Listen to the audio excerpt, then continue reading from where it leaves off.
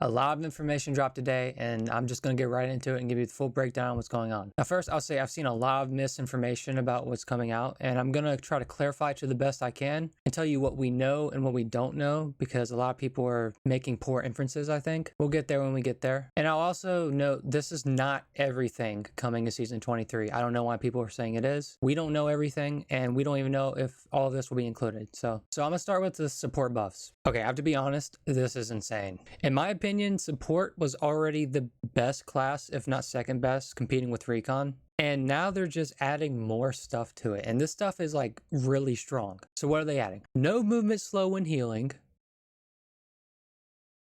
And you heal 2 times amount with cells and syringes. I really don't know what to say.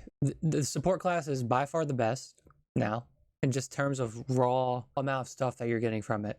Like, recon scans are amazing, the digital threat's decent, but now you can craft teammates, you don't get slowed while healing, 2 times healing with small heals, you can open support bins. Like, you have all this stuff now. Support was already good. Newcastle's already good. Lifeline is going to be very good. She already was. We'll get to Lifeline. I mean, my question here is, what are they thinking? I mean, I'm all for support being good, but it was already good. If anything, some characters are just a little weak. I don't really know what to say about this. I'm going to make the prediction now. This is not going to be in the game for a long time, or like, it has to be nerfed. There's no way. This is just way too good, in my opinion. I don't believe that this will stay in the game. Now, I could be off the wall tripping here, but that's just my opinion. Let's move on, because, I mean, that is what it is.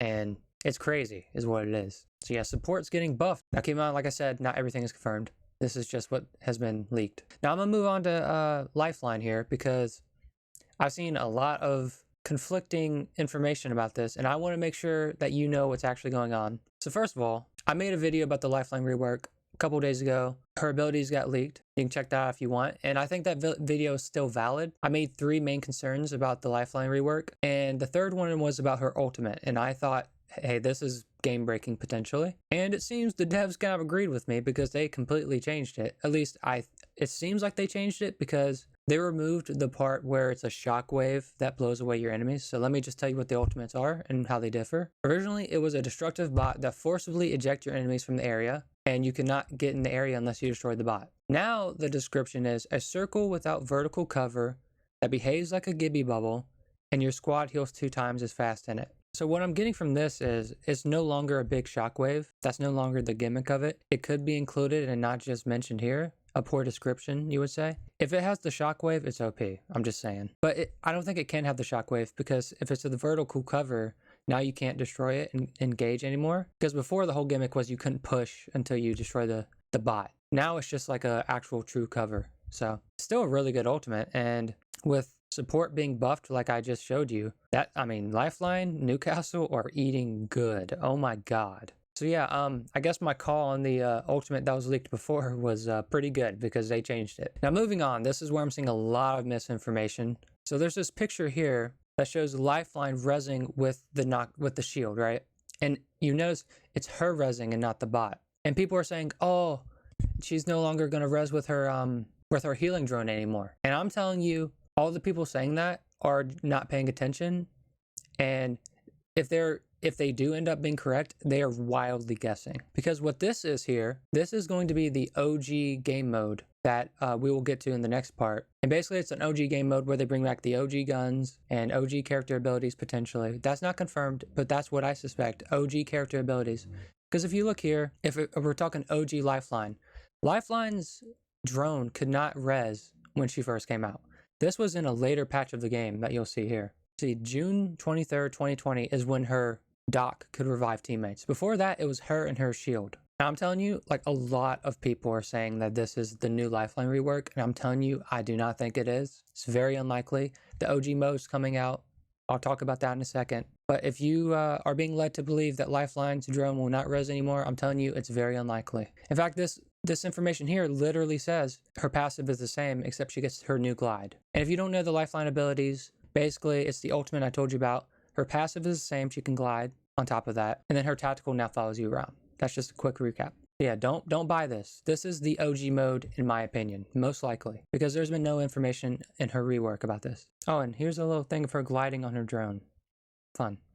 Quick reminder to like, comment, and subscribe. Thanks. Okay, so for most people, this is probably the most important and impactful information, or like what you're looking forward to. It's a little convoluted, so let me kind of explain to you what we think is going on at this point. So the new season is called Into the Rift, and the theme that we've been told is it's the multiverse, okay?